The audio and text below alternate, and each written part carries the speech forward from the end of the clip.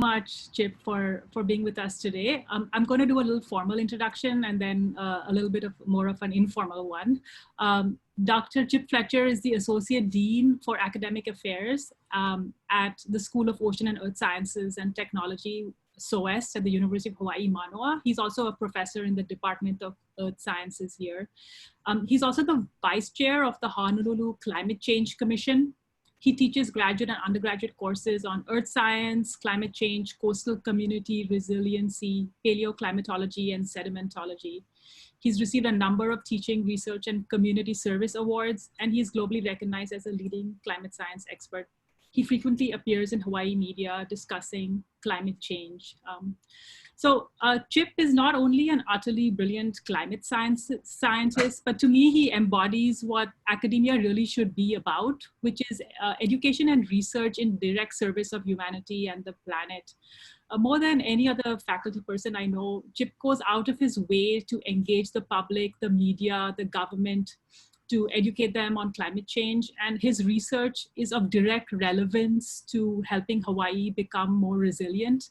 So, I also live in Hawaii, and I'm personally grateful to him for this work that he does, making it a safer place for all of us. Even beyond that, his door is always open to folks who want to talk about climate change, like me. And in fact, when I first told him about our mission at Terra, and I'm going to read out what he said because I wrote it down.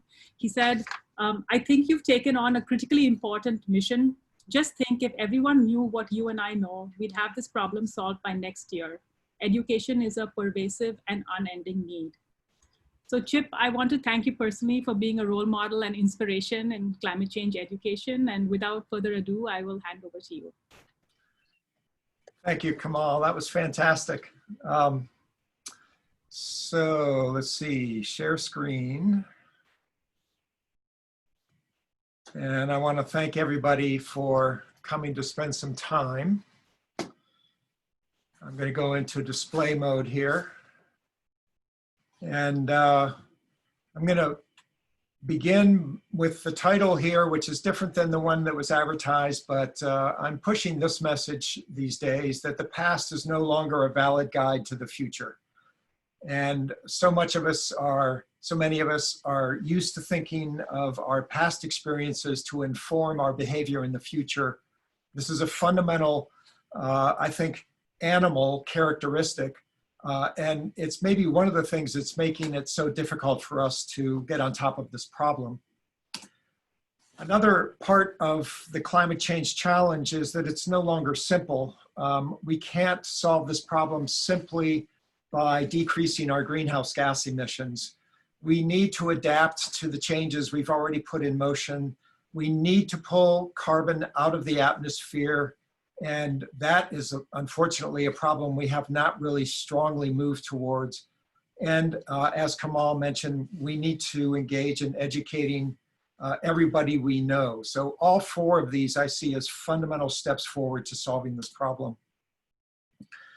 What I'd like to do is overly ambitious, but I'm going to take a stab at it anyway. We're going to begin with talking about where we are, where we're headed, a little bit of paleoclimatology, a discussion of biophysical tipping points, which is coming out of a paper in Nature late last year. Something about the emerging infectious disease problem, especially zoonotic diseases, just like COVID-19, the diseases we catch from animals, and how this plays into our food choices. A short bit about the global biodiversity crisis, and then get into solutions very, very briefly. And I'm going to go over time, but I'm going to move quickly to try and minimize that. So I know you guys have been well-versed in climate change. I don't need to dwell on the basics. Here's our CO2 trace since the late 19th century. Temperature shown here with our cold years tending to be La Nina or volcanic years, and our warm years tending to be El Nino years. CO2 accumulation is accelerating. Warming is accelerating. We've currently reached a little over 1 degree C above background temperature, which is taken generally to be the mid to late 1800s. The rate of warming, because it's accelerating and because we have failed to significantly decrease our greenhouse gas emissions, looks like it's on track to reach 1.5 degrees C by the end of this decade. That's also coming out of an opinion piece that was written in Nature magazine that I can provide to you later, and 2.0 degrees C before mid-century, unfortunately. As evidence of our accelerating warmth, NOAA has given us this simple statistic that over the first 80 years of the 20th century, a new temperature record, a new global mean temperature record was set every 13.5 years. But since then, we've set one on average every 3 years. And with only 1.2 degrees C of warming, we have done incredible damage to the natural world. And we have now reached a 10% probability of sea level rise, reaching 2 meters by the end of the century. That's the product of a structured survey of experts that was published late last year. Antarctic ice melt has tripled over the past 5 years. Greenland melting has quadrupled in the past decade. Greenland and Antarctica both may have tipping points someplace between 0.8 and 3 degrees C. So we may have potentially entered into the status of irreversible retreat of either of these two ice sheets. And in fact, it's already been concluded that that's the case for the West Antarctic sector of Antarctica. Arctic sea ice volume is down 50 to 70% since we first were able to measure it using satellites.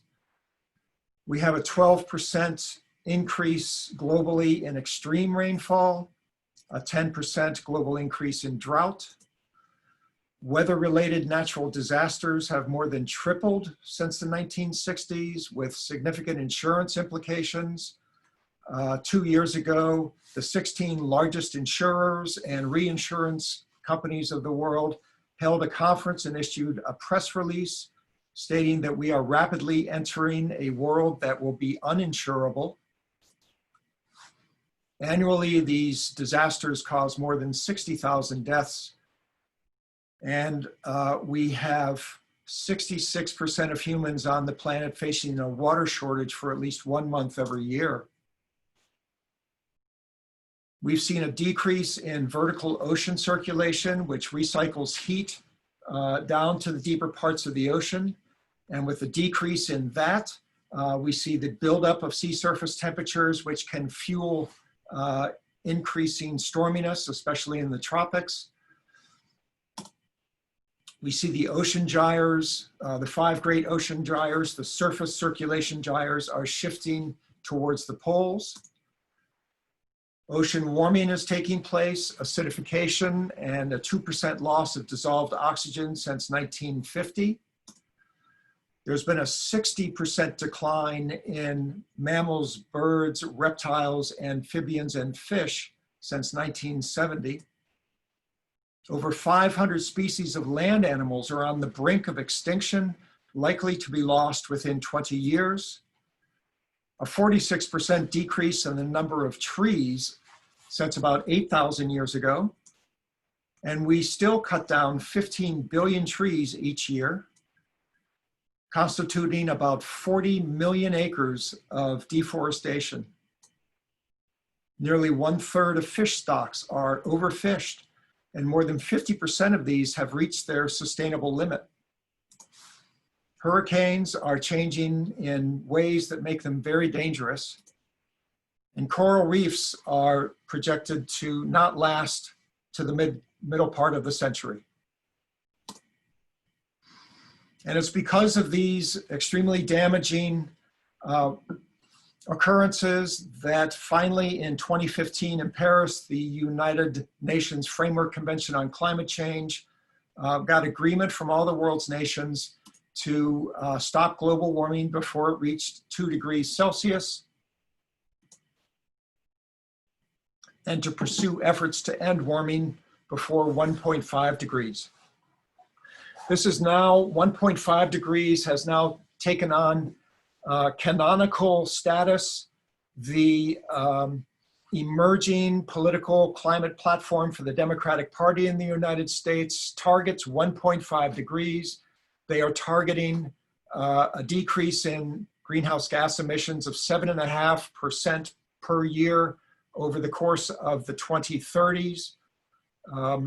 They are walking away from carbon tax. They are walking away from a carbon market, and they are looking at focusing on sectors such as transportation and energy, as well as sequestration, direct targeting these sectors with federal government subsidies and laws and policies that would enhance these sectors, rapidly moving in the right direction, contrary to what the current executive branch is doing in the US. All of these very sad occurrences are the direct relationship of this linear relationship since World War II of an economy which is based on a model of growth. World GDP has increased in terms of trillions of $2005 on the bottom axis, and the release of carbon dioxide, or actually the buildup of carbon dioxide in the atmosphere. Any variation from this linear relationship is because of short-term recessions, and now, for the first time, a pandemic that is leading to a variation in this relationship. But the expectation is that as we're seeing all of the world's economies worry about putting people back to work, that we will see our fossil fuel reliant economies come roaring back with the release of fossil fuels again. One of the amazing things about this period of the last 3 months is that we now know what it needs to look like to cut our fossil fuel emissions down 7%. It's been proposed and modeled that trends from the first 6 months of the year, if they continue, would lead to about a 7% decline in greenhouse gas emissions globally, even with the recovery that's starting to take place in a number of places. So if we look at the history of CO2 emissions, it looks like this. And that's what we need to do in order to stop warming at 1.5 degrees. And this is exactly what the emerging climate platform for the Democratic Party in the US is proposing. This would require a 7.5% cut per year in emissions. And we need to reach zero emissions by mid-century. And we need to sequester or remove carbon dioxide from the atmosphere for the rest of this century and thereafter. If we wish to establish social equity so that the emerging economies of the world can have the security in fresh water and food and transportation and education and healthcare that the developed world has established on the backs of burning fossil fuels, then the developed world has to totally decarbonize by 2030. This would give an additional couple of decades to the developing world to use the infrastructure that's in place, the fossil fuel infrastructure that's in place, to secure these important needs for improving their lifestyles, improving their quality of life, and to be aided by the developed world in doing so. So from a climate equity, from a social equity point of view, the EU, North America, and other developed nations need to reach zero emissions in 10 years. Unfortunately, fossil fuel use is accelerating faster than renewable fuel use. This is from the Global Carbon Budget, which is one of my go-to sites. The Global Carbon Budget every year comes out with an assessment of the emissions through different sectors of the previous year, and they typically publish these assessments in Nature and Science. So unfortunately, what they discovered for 2019 is an acceleration of fossil fuel use above and beyond the acceleration from clean energy. This is not unexpected. When we discovered oil, it did not replace coal. It moved in next to coal to fire up and expand the economy. So when we discovered fracking and the relatively affordable and expansion of the natural gas sector about a decade ago, it didn't replace oil. It moved in next to oil and coal as a new source of energy, all of which goes to promote the rapid growth of the economy planet-wide. So this is typical that clean energy is simply becoming a new partner, not a replacement for fossil fuels. And it's because of this that most of the world's energy economists, listed over here on the left side, are projecting continued CO2 emissions all the way to mid-century. And all of these dashed lines and colored lines that you see come from these various projections. And the two lines that are heading down, the purple and the black, those are the pathways to 1.5 and 2.0. Now, much of the continued emissions are projected to come from the developing world. And indeed, it is a matter of social equity for them to improve the quality and safety of their lives. But these emissions are also coming from the developed world, and that's where the problem continues to lie. Hence, we are on a pathway of continuing growth in emissions. In 2017, we saw a 1.5% increase in CO2 emissions. In 2018, a little over 2%. In 2019, we began to see potentially a flattening, but the reality is that it was due to a short-term recession in China. And of course, because of the COVID situation, anywhere from a 4 to 7% decrease in emissions this year, expected to recover towards the end of this year and into next year. So we're on a pathway to 3 to 3.5 degrees Celsius by the end of the century. And if you're familiar with the RCP scenarios from the Intergovernmental Panel on Climate Change, this is roughly equivalent to RCP 6.0. So it's not the 8.5 scenario, which is the absolute worst case scenario.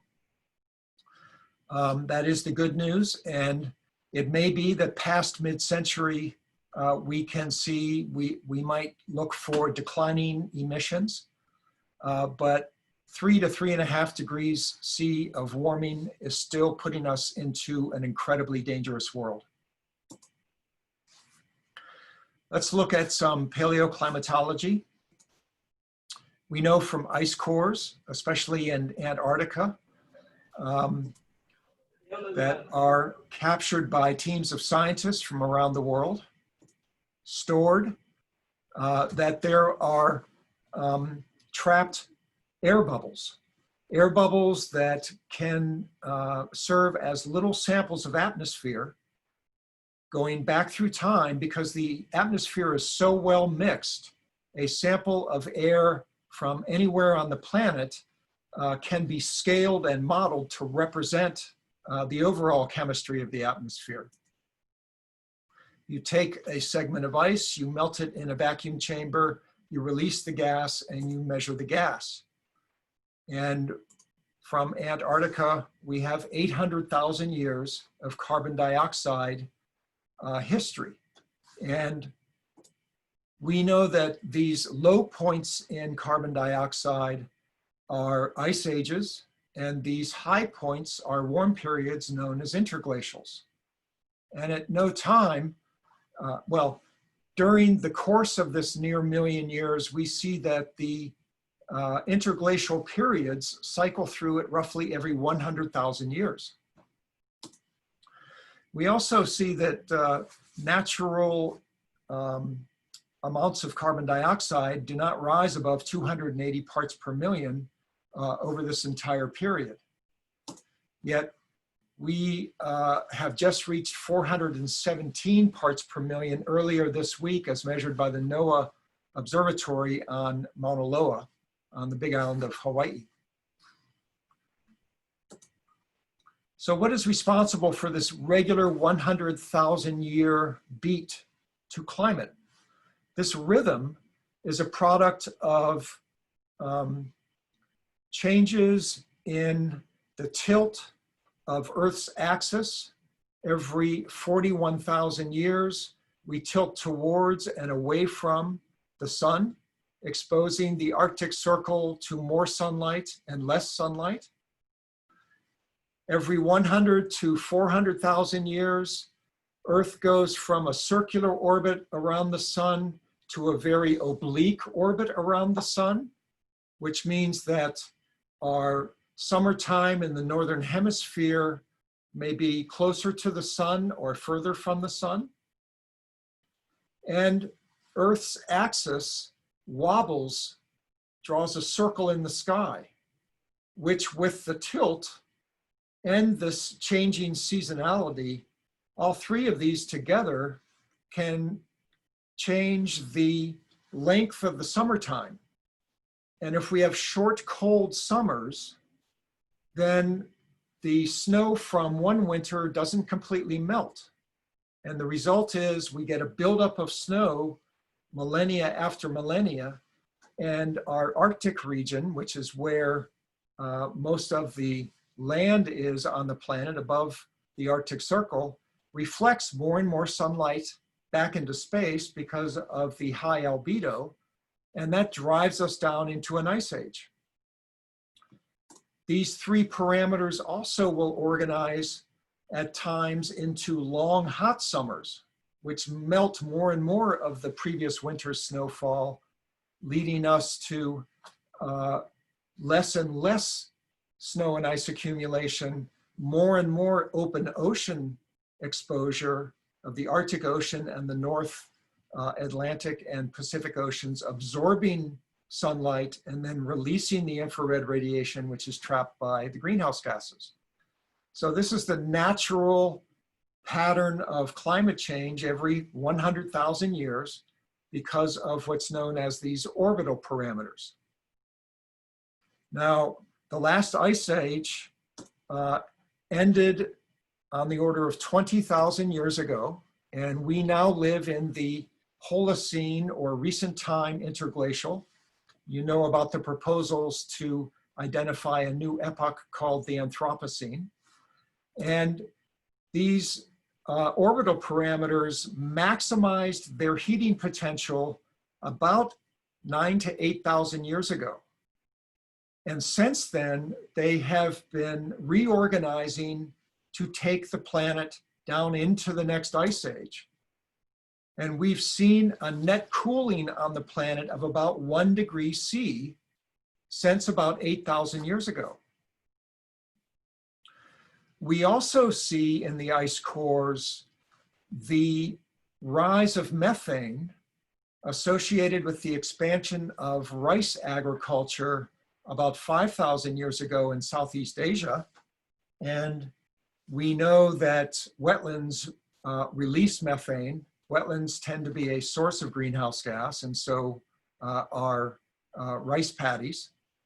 And we also see the rise of carbon dioxide with the expansion of farming and the end of hunter-gatherer societies and the deforestation that went along with that. However, we have now captured the climate, and it's been calculated that we are going to miss the next ice age. It's not going to happen because we're now in control of climate. And we have warmed a little over 1 degree C. We have seen the irreversible retreat now is ongoing of the Pine Island Glacier and a number of other glaciers in West Antarctica.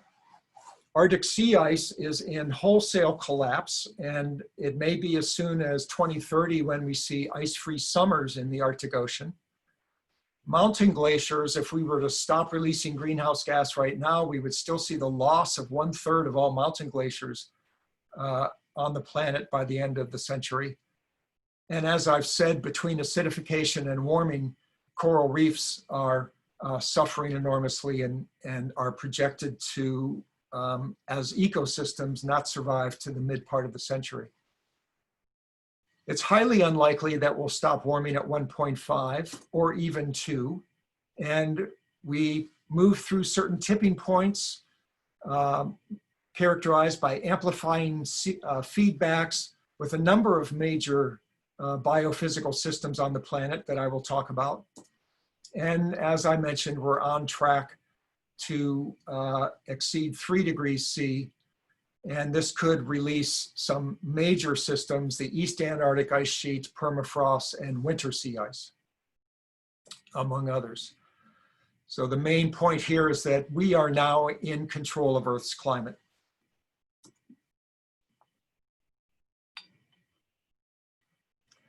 There are 9 major biophysical systems that are thought to have already passed into irreversibility, irreversible change, or on the brink of it. One of the things to realize is that 1/10 of the globe has already warmed more than 2 degrees C. Continents warm faster than oceans. And in the summertime, especially in the Northern Hemisphere where most of the land is, we're seeing the rise of multiple heat waves, and we're seeing large areas where we generate our food, the bread baskets of the world, rise to as much as 4 degrees C excess warming in the summertime. And we're starting to worry about parallel failure of 2 or more bread baskets. If we have the failure because of drought of one of the world's major bread baskets, the connectivity of the world's food systems can absorb that shock. But if we have the simultaneous failure of 2 bread baskets, the world's food system probably cannot absorb that shock. And we'll see it radiate throughout humanity in the form of losses of food availability as well as spikes in the cost of food. So the great pine forests of the Arctic are thought to be tipping over into a source of carbon because of wildfire and drought. Permafrost is collapsing 70 years earlier than projected by modeling. The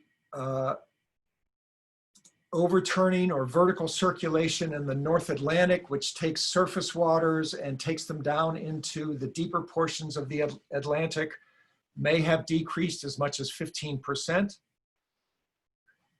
This would result in heat buildup in the tropics and slowing of the surface current that feeds that overturning circulation in the North Atlantic. The reason it is slowing is because of that big blue dot up there. That's fresh water streaming off of Greenland, which is stratifying the North Atlantic Ocean. And as we slow the surface current, we have already begun to see, and it may continue, drought hitting the Amazon forest and drying of the West African monsoon and the East Asian monsoon, and the buildup of heat in the South Atlantic, which can lead to accelerated ice loss in Antarctica. We know that Antarctic ice melt has tripled over the past 5 years, and that in West Antarctica, where that intense red, that dark red is located, that melting already appears to be irreversible. We know that in portions of East Antarctica, we are seeing the outlet glaciers in certain areas appear to become unstable. We're seeing tidal, that is with the tides. We see fluctuations with global positioning system stations high up on the glaciers, reflecting the influence of tides. And Greenland, the melting has quadrupled over the past decade. And it could be that with only 1.5 degrees C of warming, we may pass into a state of irreversible decline. As I've said, it's been projected that the coral reefs will be lost by mid-century when we reach 2 degrees Celsius. Exactly where the tipping point is for the Amazon rainforest is unknown, but we're approaching it, it's thought. You can't just turn these ecosystems on and off like a light switch. This applies to coral reefs as well. These are very complex relationships. Predator-prey relationships, mating relationships, seasonality relationships, and migratory relationships. And when they get damaged, they don't come back. And how far can you damage them before the whole system begins to unravel? And Arctic sea ice, another major system which has consequences for the albedo of the planet. It's been referred to as the refrigeration system for the entire planet. That high albedo reflects sunlight, and as we lose it, we replace it with sunlight absorbing dark surface that then releases the infrared radiation that's trapped by greenhouse gases. All right, so those are major systems that we're worried about. And of course, we are in the midst of dealing with an infectious disease that ultimately has to do with feeding ourselves. We have this incredible rise in human population across the planet. If you're 40 years old, the population from when you were born was only 3 billion people, and now it is above 7 billion, 7.5 billion. And we need to feed all these people. Since 1970, food crop production has increased 300%, and half of all agriculture expansion has come at the expense of forests. The photo in the background is a soy field that is cutting into the Amazon rainforest. We have destroyed an area the size of Africa to grow animals for eating. Over 80% of farmland is used for livestock, but it produces only 18% of food calories and 37% of protein. Cattle and the grain they eat use 1/3 of all available land surface on this planet and 16% of all available fresh water. 1/3 of the grain that we produce goes to feed beef. And it generates 100% more greenhouse gas, or 100 times more greenhouse gas than plant-based agriculture. And the industrial style of raising monocrops of soy and corn and other types of grain to feed not only beef, but pork and poultry rely on the overuse of synthetic pesticides and nutrients which flow off into the watershed and destroy coastal waters. Look at this graph of land use per 100 grams of protein. We have lamb, beef, dairy products. These are all related to animal agriculture in one form or another. And they result in habitat loss. As we destroy habitat, we come in closer contact with portions of the world that humans have not come in contact before. And it's an opportunity for what's known as spillover events. A spillover event is where we get a pathogen of some sort, a virus or bacteria, that transfers from wild animals to humans. In fact, 3 out of 4 every new or emerging infectious disease comes from animals, and these are called zoonotic diseases. They include rodents, bats, primates, deer, and others. There have been 335 diseases that have emerged in recent decades. They can be carried by ticks, mosquitoes, fleas, and snails. We can get them directly through wet markets and our contact with other types of animal body fluids, especially with concentrated animal feeding operations, which I'll talk about in a second. And these diseases are food and waterborne, so that they can be carried into our kitchens with the very food products that we buy. There's a very strong climate change connection. And in fact, you're familiar with most of these diseases: Ebola, HIV, dengue, malaria, West Nile, Zika, SARS, MERS, anthrax, Marburg virus, and now COVID-19 is the latest one. The vectors that carry these are expanding because of climate change, and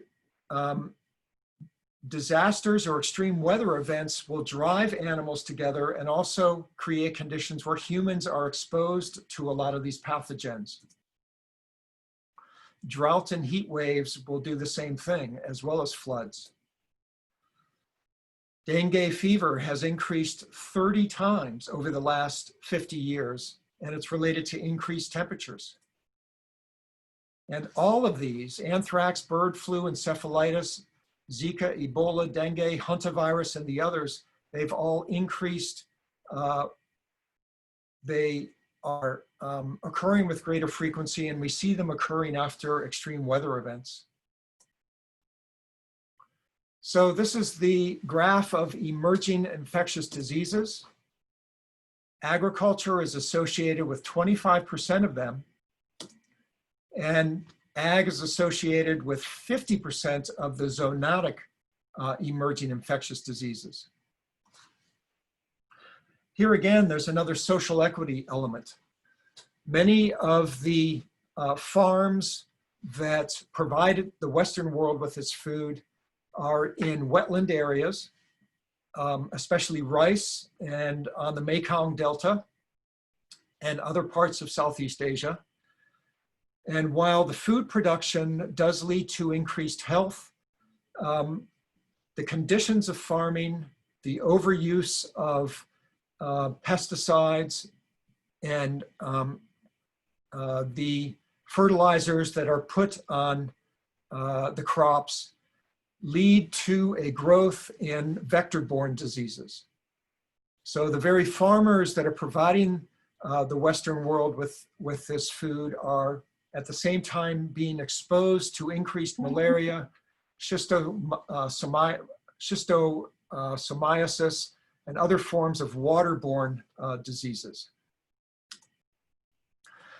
Then there's this other entirely different form of agriculture, concentrated animal feeding operations. In a normal wild setting, a virus cannot afford to be highly pathogenic. It will kill its hosts and therefore take itself out of existence. But when you have these confined animal operations where thousands of animals are confined in a small area, a virus or a bacteria can afford to evolve greater virulence because there's an endless supply of hosts. These factory farms, in fact, generate 98% of the meat in the United States. And these densely packed factory farms lead to the host-to-host transmission of both viruses and bacteria without the evolutionary pressure for them to become more mild. In fact, Europe and the US are the world's biggest exporters of swine flu as well as avian flu. And it's because of these concentrated animal operations. And the way we keep these animals alive, and this is not just beef, but it includes pork and poultry, is by pumping them full of antibiotics. You get two benefits with the antibiotics. It counteracts the bacteria. It also makes them grow faster. Nearly 2/3 of all drugs used in human medicine are sold for food animal use. They're sold to the animal food industry. And of course, you all know that the overuse of these medicines leads to bacterial resistance, which has been pinpointed as one of the major threats as we move deeper into the 21st century. Our inability to combat bacteria because it has evolved resistance to our medicines. How are we going to double or triple food production as has been projected without unleashing a host of new infectious diseases? The answer is to eat a more plant-based diet.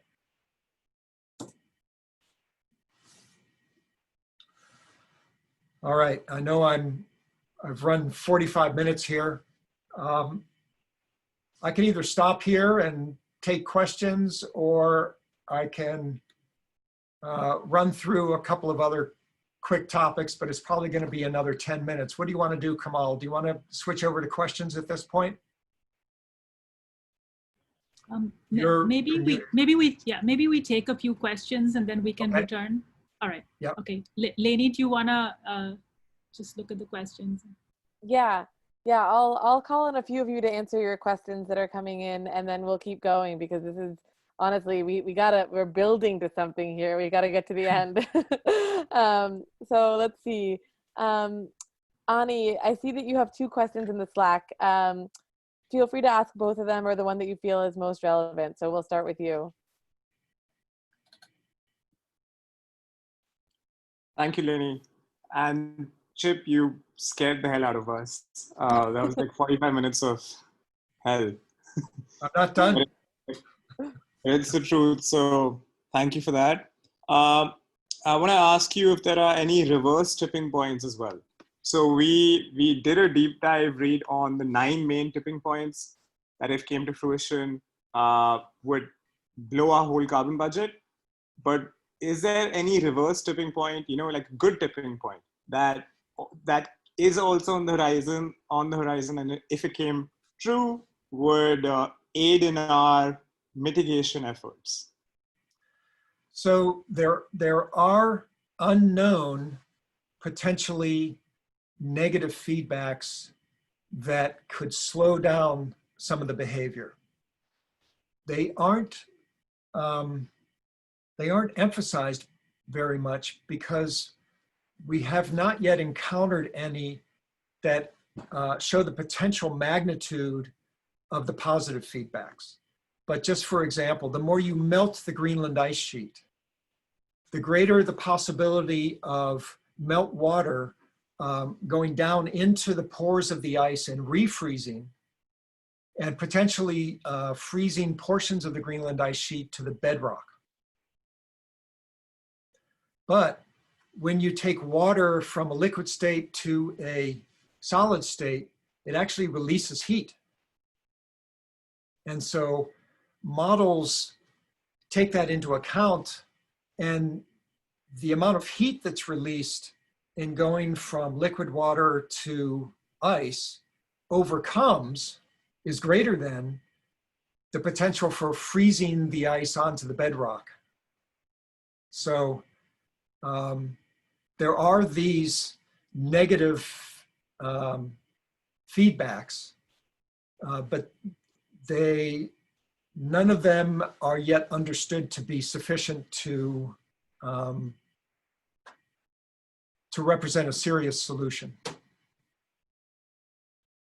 Yeah, for example, we did read that with increasing carbon, there would be increased vegetation because plants have more carbon dioxide to breathe. So that could essentially be a negative influence, but it wouldn't be a tipping point, right? No, not even near that. That's been known for quite a while. That's taken into account in the models, in all the temperature models.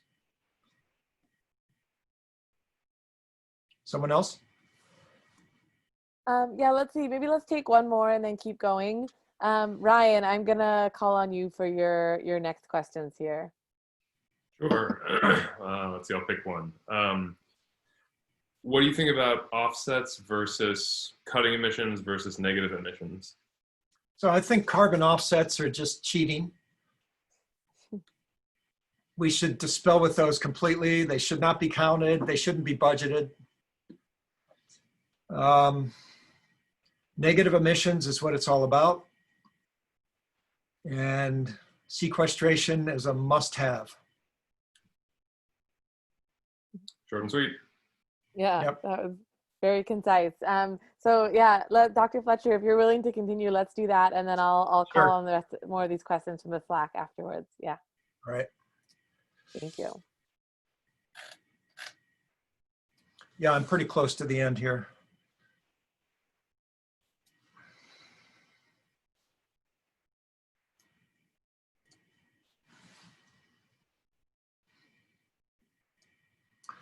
So we have a global biodiversity crisis. Global deforestation is accelerating. We think we see a crash in insects, but the numbers, global numbers are very weak. And we have to extrapolate from large-scale local studies.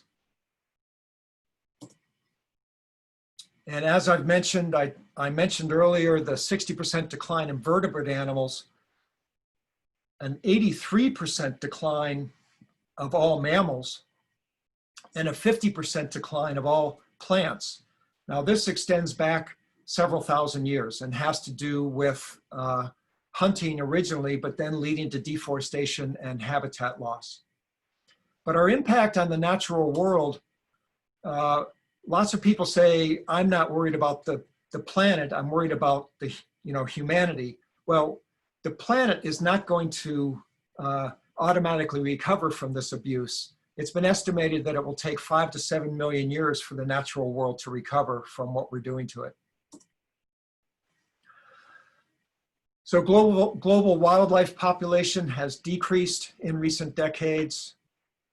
And amazingly, if you measure by biomass, of all mammals on Earth, 96% are cows and people, and only 4% are wild. And of birds, 70% of all birds on the planet are now industrial poultry, chickens, turkeys, and others, and only 30% are wild. And these are quickly being extirpated by feral cats. A paper came out recently, I think there were they calculated 3 billion birds are killed in North America every year by feral cats. And scientists are publishing new terms. We're now talking about the 6th mass extinction in Earth history, biological annihilation, pushing terrestrial biodiversity beyond a planetary boundary, approaching a state shift in Earth's biosphere, marine defaunation, and this warning by 15,000 co-authors, most of them ecologists, that humans have pushed Earth's ecosystems to their breaking point and are well on the way to ruining the planet. Solutions. I'm going to go through this quickly because I know that you guys have been talking about this, or you will. We know how to solve this crisis.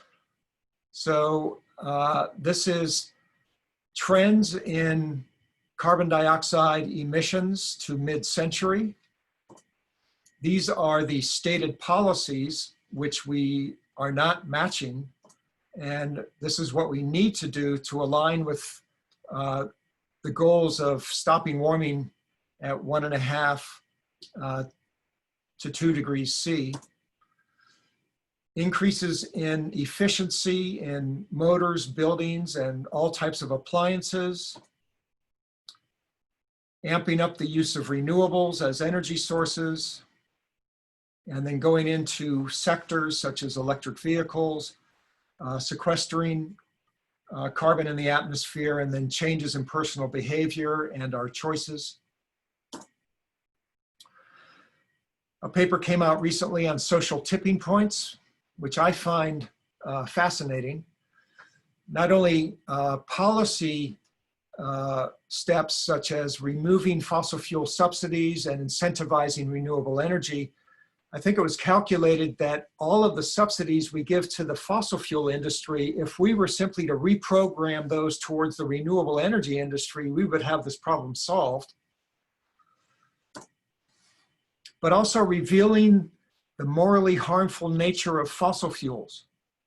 And I know that here in Hawaii, and I think it's true of the US in general, that single-use plastics are starting to move into the category of immoral. And the laws that are passing to stop the use of plastic bags at shopping in various types of markets, that's also starting to move into sort of socially unacceptable behavior. So we may begin to start to see this with fossil fuels, and we certainly need to. And changing our standards for architecture and engineering, divesting from fossil fuels, and strengthening climate education and engagement. And wouldn't it be wonderful if on everything we bought, we not only saw the price, but the carbon footprint? It would make us stop and think twice. I know that the price makes us think twice. Maybe the carbon footprint will make us think twice as well. We see amazing movement around the planet, nonviolent, but disruptive political protests that were really growing until the epidemic hit or the pandemic hit, and extreme nonviolent disruptive protests with Extinction Rebellion. And farming can offer some real tools if we go from this extractive type of farming, which releases carbon dioxide into the air, to using cover crops and getting away from deep plowing, and turning soil from an average of 1% carbon content around the world back to its native carbon content of 3%. If every piece of ag land in the world could go back to its natural carbon abundance of 3%, that's the equivalent of pulling the amount of carbon dioxide out of the air that we've put into it. So ag can solve these problems. And then of course, pulling carbon dioxide out of the air through these industrial mills and turning it into useful products such as kerosene, which is jet fuel. We should have a set of these around every airport in the world, and these should be the source of our jet fuel. And of course, eating plant-based foods, getting away from animal agriculture. And this is the last slide. Eating a more plant-based diet, talking about climate change, and getting the daily dose of climate news. That's extremely important. Voting and protesting. All right, that's the end. I'll turn off the screen share and we can go back into question mode. Awesome. Thank you so much, Dr. Fletcher. That was a great way to sort of wrap things up and conclude. And I just want to say that your talk was incredibly timely for the learners in our cohort, because we've been really diving into the climate science in the past 3 weeks, and especially talking about things like tipping points and the difference between 1.5 degrees and 2 degrees C of warming. So thank you for bringing all of this together in your talk. So I'm going to get right into some more of the questions from the Slack. Toral, would you like to ask your questions that you posted?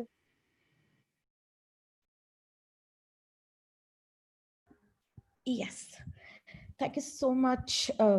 I must say I was thoroughly I was very glad that there are solutions out there. So my heart was sinking throughout the presentation, and then woo, solutions. So I was really happy about those.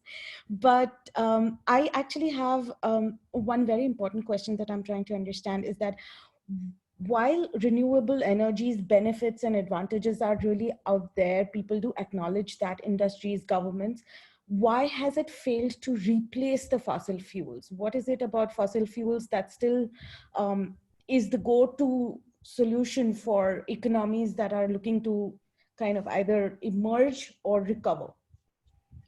Well, there are several answers to that. One is our entire way of life is embedded, surrounded in fossil fuel infrastructure. So, you know, ships, airplanes, automobiles, trains, everything is built on fossil fuels. And to pivot to a new form of energy, it's like turning the world's largest ship on a dime. It's just extremely hard to do. And the only way to do that, or the fastest way to do that, is to get government involved. Government has to put together the policies to force these changes. But the global leader, the United States, is filled with individuals who think that big government is bad. And unfortunately, there are lots of past examples where big government has been bad. So there's this whole mindset that has developed that small government is good, and it's called the Republican Party. And getting them to break out of their worldview, their perception of the world, is extremely difficult, and that's where education comes in. And there are maverick Republicans who see the science and will accept the science and allow the science to inform their dogma. But those are open-minded, lifelong learners. And unfortunately, our species is not filled with individuals like that. So those are two of the things, is that, you know, we develop a worldview. And then we have that perception bias, right? That we constantly reinforce that reinforcement bias. We will turn towards information that reinforces what we think we already know. And that's another thing that keeps us from having an open mind about the world. We need to turn towards sources of information that are reliable and counteract or fight our reinforcement bias. It's very hard to do.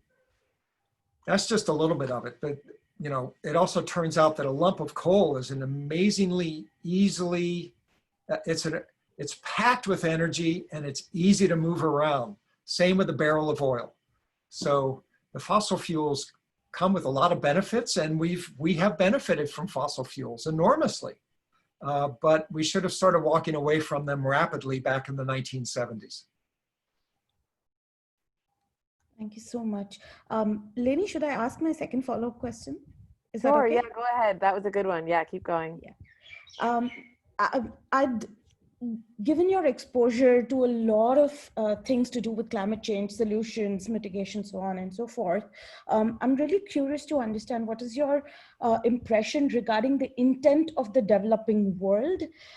Do you see that there are genuine efforts by global South countries, and why? So the developing world has more problems to solve than the developed world. The developing world has to care for its people because they haven't yet, as a general population, risen to the level of health and security. And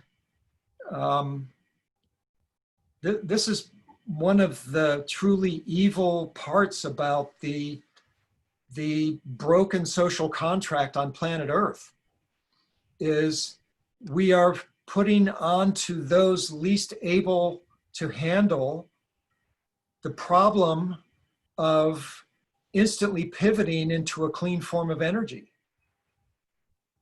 Most of the fossil fuel emissions are coming from the developing world.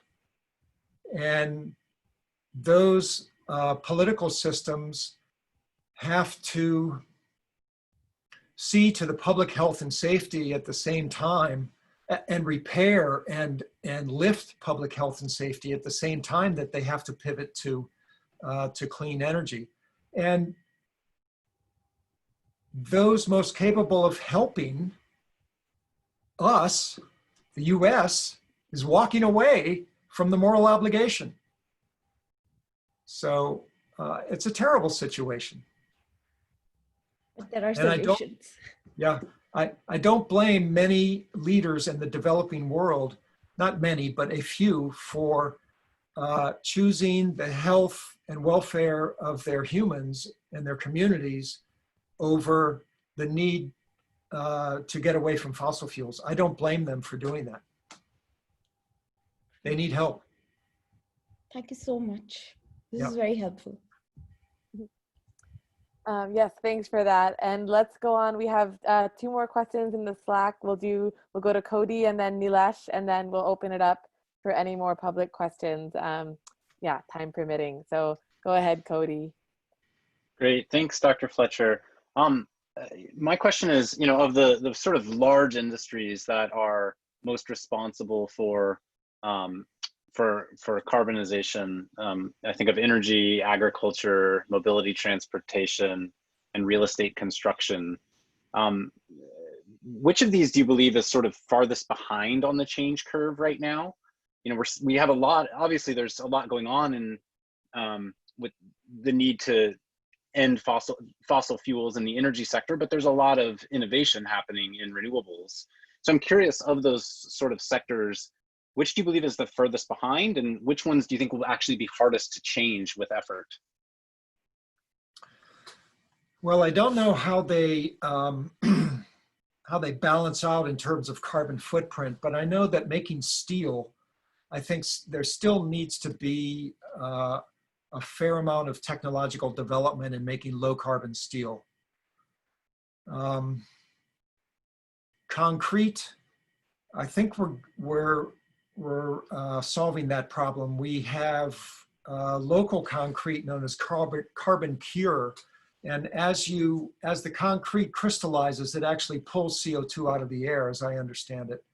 And I know that the Hawaii State Department of Transportation is trying to use more low carbon concrete.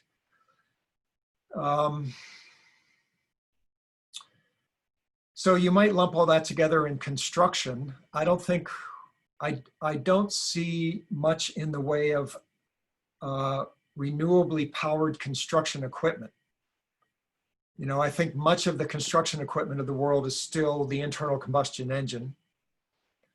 Although I know from driving an electric car, you can get plenty of torque out of an electric car. So I would think the construction industry could move that way quickly if they were incentivized. Shipping is a major problem, but I see it as an investment potential. There is this group of hedge funds and multi-billion-dollar investors called impact investors that want to do good things for humanity, and they will give money at very, very low percentage rates, less than 1%. It's like getting a credit card for 0.25%, right? You would jump at that opportunity. That's cheap money. These folks, there's trillions of dollars of investment opportunity available, and green shipping and green ports are one huge area that I think we could see a lot of growth, especially because those two areas are behind the curve, yet there's lots of very creative technology that's being thought about in green shipping and green ports. Agriculture. So Jay Inslee was a candidate for president of the US. He eventually had to quit, but the US Department of Agriculture gives subsidies to almost every American farmer, and his climate platform was based on hanging those subsidies on regenerative agriculture rather than extractive agriculture. It was wonderful. And I understand that that's making its way into Biden's platform as well. So, and I understand that large industrial agriculture companies see that regenerative agriculture makes good business sense anyway. So it's not going to be hard to convince them to use cover crops, to pump phosphorus and nitrogen back into the soil using cover crops and stopping the erosion and runoff, etc. So I think agriculture has enormous capacity, but we need to get away from our habit of eating animals. Mhm. Yeah, Thank thanks you for very that much. response. Yeah, Yep. yeah, thanks. And actually, the learners in our first course are really going to dive into these sectors of solutions and their mitigation potentials in a upcoming class. So you guys are going to do more of your own research and dive a little bit more into some of these answers. So thanks for sparking that, Dr. Fletcher. And Nilesh, I'm going to turn it over to you for your question. Sure, thanks. So Dr. Fletcher, you showed a very compelling graph which had a very good correlation between the GDP growth and the increasing CO2 concentration. One of the things in your solutions, one of the things I didn't see as much was, do we also need to be thinking about degrowth, right? Especially in some of the developed nations starting first, and maybe even the developing nations more strictly in the GDP sense. We obviously need to increase healthcare, etc. But in a more GDP sense, do we need to think about degrowth? If yes, how can we get people to swallow this hard pill? I'm sorry, I didn't get the main point. What type of economy? So I'm saying, do we need to think about slowing down our economies? Oh, Yeah. yeah. So yeah. You know, this need to constantly buy new things is a major problem. And we do that because we're being manipulated by the advertising community. They've figured out what pushes our buttons, and you know, our minds are constantly played with and hijacked by the media. And I'm vulnerable to this. I think I've become Amazon's best customer in the last 2 months. You know, buying things that I've convinced myself I need with an enormous carbon footprint being shipped here. So this is a product of a culture, and what you're talking about is a culture change. So how do we do that, right? We need to capture the advertising world and get them to send a different message. We need to get them to talk about recycling, more of a circular economy, reuse, you know, and at the same time, the recycling industry has collapsed. You know, recycling really no longer exists as a viable global industry anymore. And selling recyclable materials to Southeast Asia and China was a form of income for many Western communities that they used to develop their recycling capacity, to pick up recycled goods and to you know, to collect, process, and ship things for recycling, would earn money that they would apply towards this little economic sector. Well, all that is collapsed now. So you've got multiple aspects to this problem. That helps. Thank you. Yep. Yeah, thanks for that. And we have one additional question from another member of the audience, from the public. Mersh, if you're able to ask your question, go ahead. But if you're worried about your microphone not working, feel free to send me a chat and I can ask it out loud.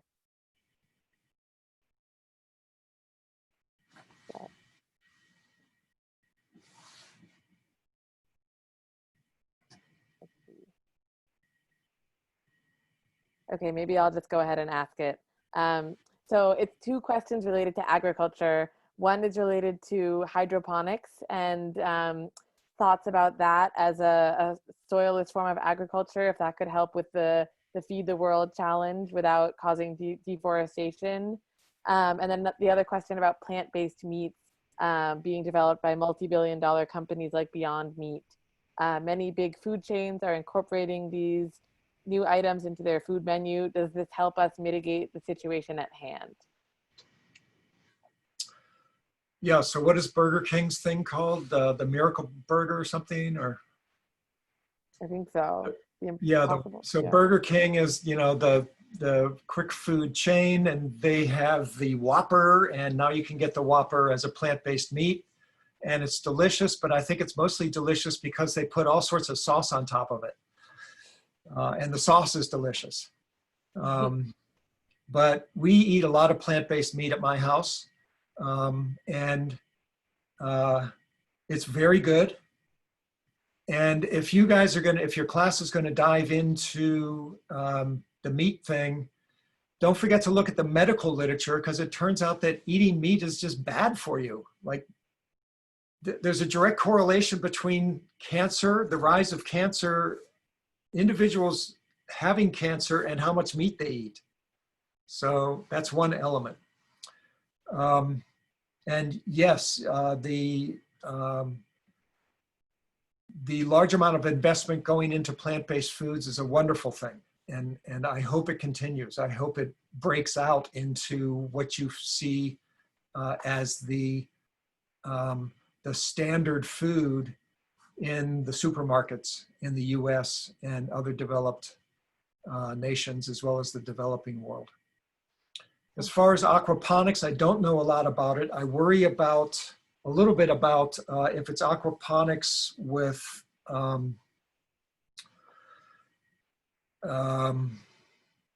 as a form of developing fisheries. I guess aquaponics, that's more aquaculture. I worry about the pollution and the parasites that come with aquaculture, but aquaponics, I don't know much about it. I worry about the freshwater use and whether or not freshwater is something that is becoming more scarce with climate change in your local area. But otherwise, I haven't heard anything negative about aquaponics.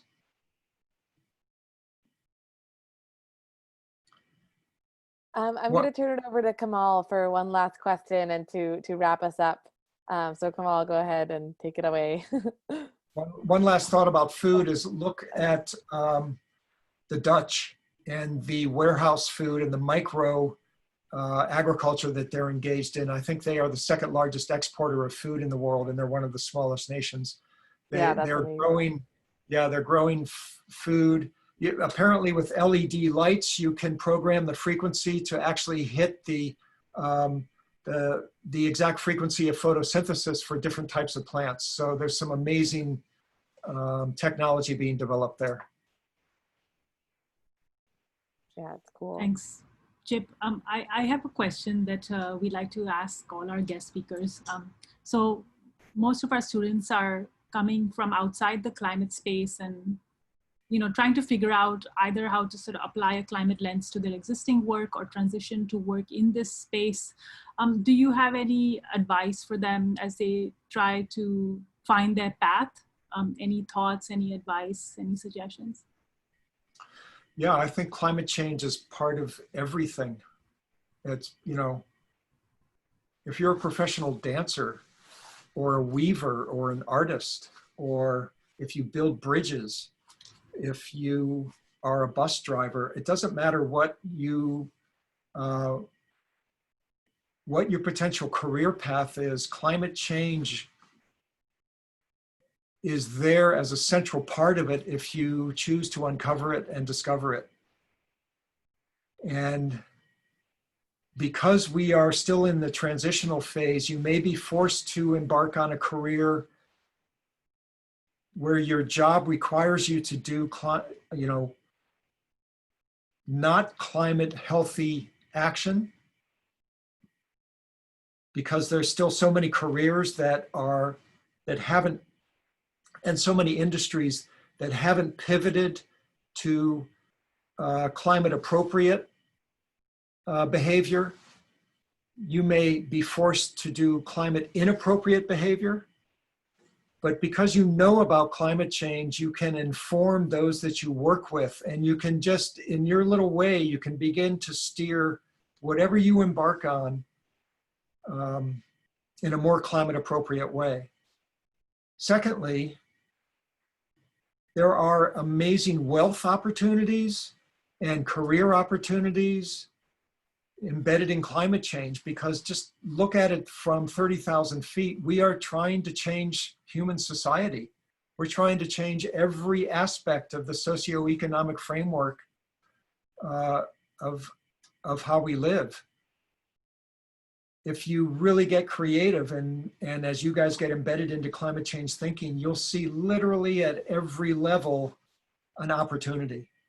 And so that's an opportunity to do good things. It's also an opportunity to build a career for yourself and to build wealth for yourself. So all those things are consistent, and you're taking the right first step, which is to build your awareness and your level of knowledge.